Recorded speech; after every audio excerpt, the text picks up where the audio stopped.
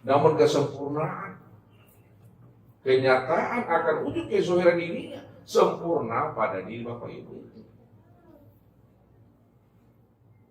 Kalau Allah sudah membukakan akan kesempurnaan nyata mazhar dirinya pada diri Bapak Ibu, itu maknanya apa?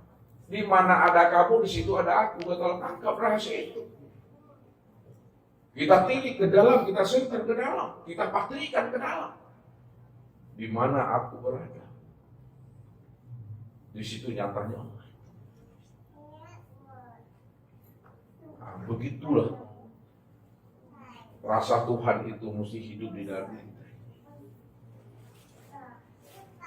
Sehingga setiap waktunya, setiap saatnya kita sudah bisa memahami Isra dan Mi'raj itu yang sebenarnya. Sebelum habisnya usia umur kita. Rasulullah itu hanya contoh. Rasulullah itu hanya uswah dan teladan buat diri kita ini. Bagaimana umatnya ini mampu berisra mi'raj seperti yang telah dicontohkan oleh beliau, cara bermi'raj kepada Allah.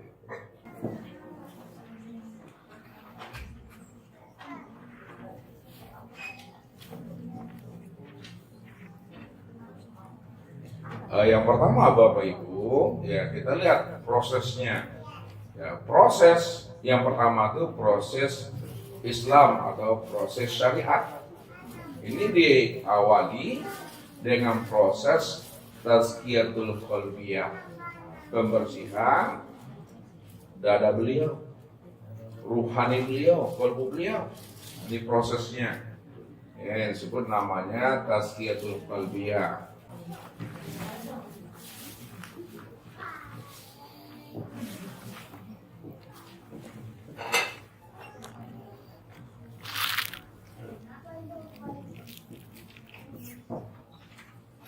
Tazkiyatul qalbi itu proses pembersihan rohani qalbu.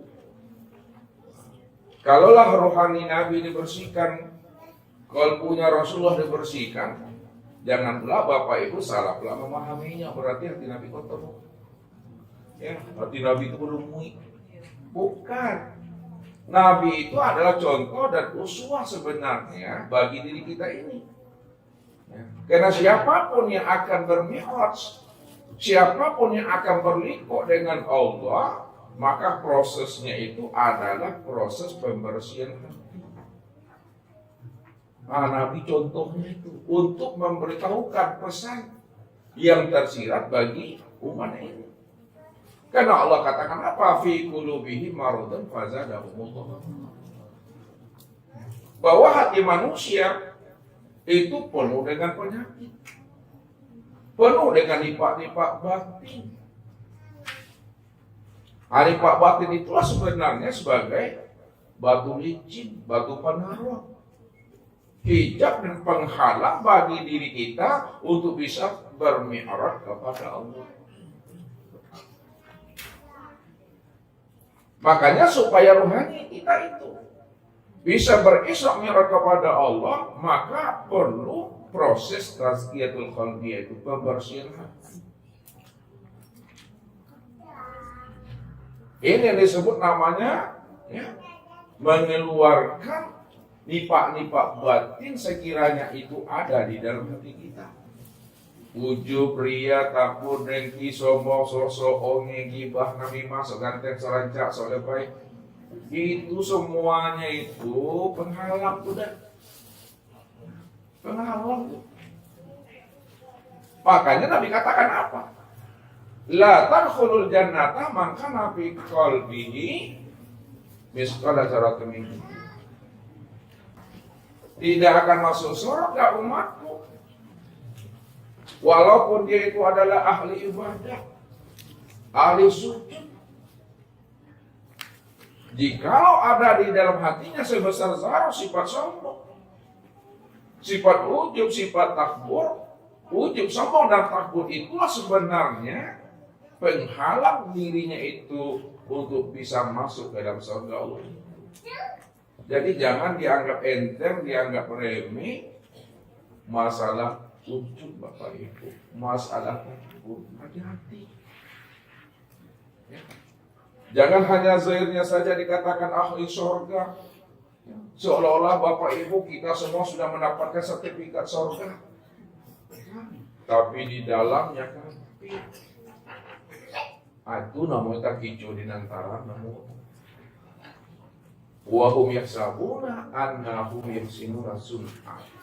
Kamu mengira dan menyangka bahwa dirimu itu adalah ahli surga, telah melakukan amal yang terbaik di hadapan Allah. Padahal kamu sebenarnya sudah tertipu dengan diri dan amalmu sendiri, tapi kamu tidak menyadarinya. Ini yang mesti dibersihkan. Siapa yang ingin berliku dan berpihak kepada Allah, dicontohkan oleh Allah melalui Nabi, itu uswah itu. Jadi Rasulullah itu, seumur hidupnya itu sempurna proses tazkiyahnya, dibersihkan pada umur 4 tahun. Dibersihkan tuh pada usia 10 tahun, pada usia 15 tahun, pada usia 40 tahun, pada usia 51 tahun. Dibersihkan Bapak Ibu proses. Maka ketika itulah Jibril, Mikail datang menghampiri beliau. Dibawalah Rasulullah itu ke sumur Zam-Zam. Disitulah Rasulullah dibaringkan lalu dibedah dadanya. Dari sini di bawah jangkut ini Bapak Ibu sampai pusat ini. Ya kalau Allah yang memerintahkan malaikat untuk mengoperasi Rasulullah, tentu tidak berdarah Bapak Ibu, tentu tidak ada sakitnya. Setelah dibelah dadanya, dibersihkanlah hati itu. Setelah dibersihkan hati beliau, dicuci dengan air Zam-Zam, barulah dimasukkan ke dalam hatinya itu iman, Islam, tauhid dan ma'rifat.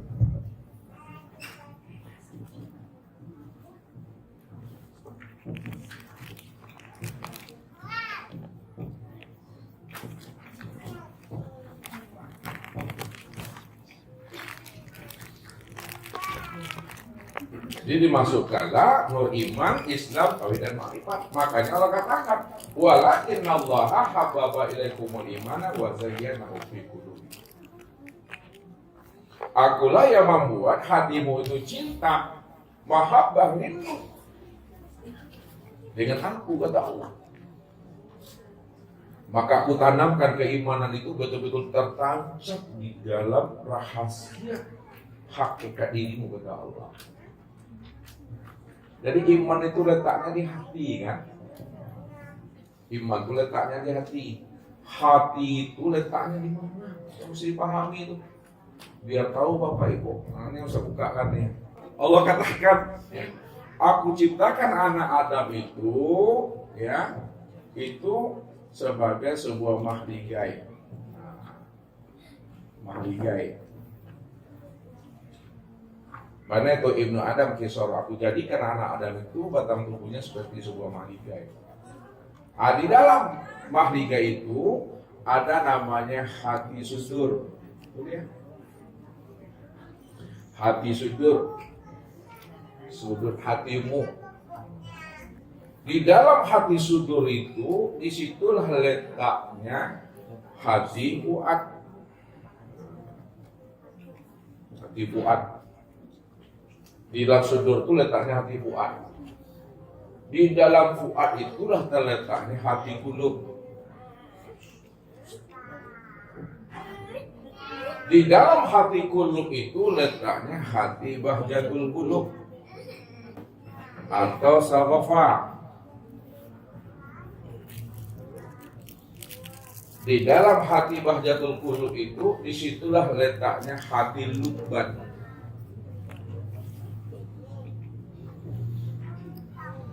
Di dalam hati lubban itu, disitu letaknya sir, rahasia. Di dalam rahasia itulah letaknya nur. Di dalam nur itulah aku, kata Allah. Rupanya iman. Keyakinan Bapak Ibu kepada Allah itu betul-betul dia tersimpan, terletak, terhunjam di dalam rahasia hakikat diri Bapak Ibu itu. Rahasia hakikat diri Bapak Ibu itu adalah nur. Siapa nur itu? Nur itu tiada lain adalah tempat memandang nyatanya aku itu Tuhan. Itu yang dikatakan min ibadihi juz'an.